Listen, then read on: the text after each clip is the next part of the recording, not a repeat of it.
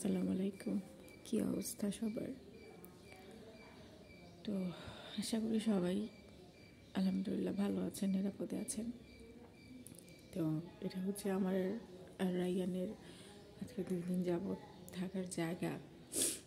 মানে একটা মায়ের যে মন, শুধু একটাই চিন্তা, আমার সন্তানটা কীভাবে একটু নিরাপদে থাকবে। এটাই। এখন বাজে সকালে 8:30। আমি এখানে বসে একটু নাস্তা করছিলাম, একটু চা নিচ্ছিলাম, এটার মধ্যে আর কি।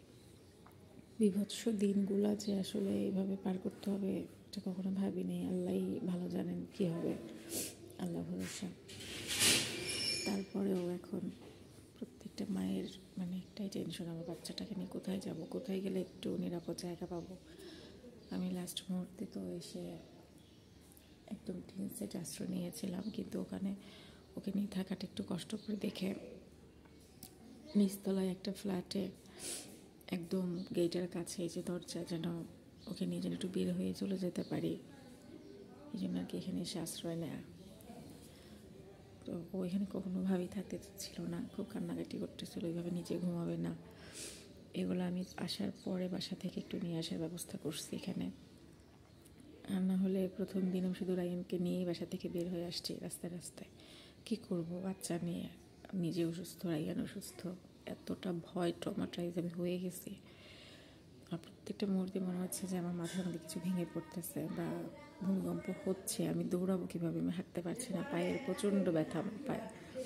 আমি রায়ানকে নিয়ে কী করবো আমি বুঝতে পারছিলাম না। তো আশা করি সবাই ভালো আছেন, আর যে যতটুকু পারেন নিরাপদ জায়গায় অবস্থান নেয়াই ভালো আসলে।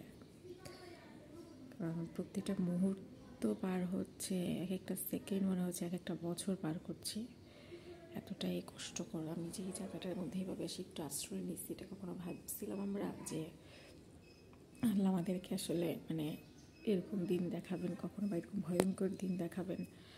যাই হোক, আল্লাহই ভালো জানেন। কিন্তু তারপর প্রত্যেকটা মাই চায় তার সন্তানকে নিয়ে যেন একটু নিরাপদে যেতে পারে, তার সন্তানকে যেন অসুস্থ থাকে, ভালো থাকে। আর কি, ও ঘুমাতে পারে না, ও আটকে আটকে ঘুম থেকে উঠে শব্দ বা আমাদের আতঙ্ক দেখে আমার বাচ্চাটা অসুস্থ হয়ে যাচ্ছে, আবার খুব ভয় পাচ্ছে, আমাকে ছাড়া থাকতেছে না, আমার হাত জড়ায় ধরে রাখে ঘুমানোর সময়, এতটা ভয়ে চলে গেছে বাবুটা। আর আমি তো কিছু নাই বলি। তো যাই হোক, সবাই ভালো থাকেন, নিরাপদে থাকেন। এটা হচ্ছে আমার আর শোয়েবের এখন থাকার জায়গা আর কি। এইভাবেই অবস্থান করতেছে। আমরা দেখি আজকে হয়তো একটু বাসায় যাব। এটা আমরা একদম নিচতলায় আসছি তো, গেটের কাছে। আর আমি তো ওকে নিয়ে দৌড়ায় সিঁড়ি দিয়ে নামাটা পারছি না আমি, এই জন্য একদম সিঁড়ির কাছে নিচে আসি আপুর বাসায়। তো যে যেখানেই থাকেন নিরাপদে থাকবেন, সুস্থ থাকবেন ইনশাল্লাহ। আল্লাহ আমাদের এই দুর্যোগ কাটায় নিক, যেন আমরা তাড়াতাড়ি এই দুর্যোগ থেকে বের হতে পারি। তো সবাই ভালো থাকবেন। আল্লাহ হাফিজ।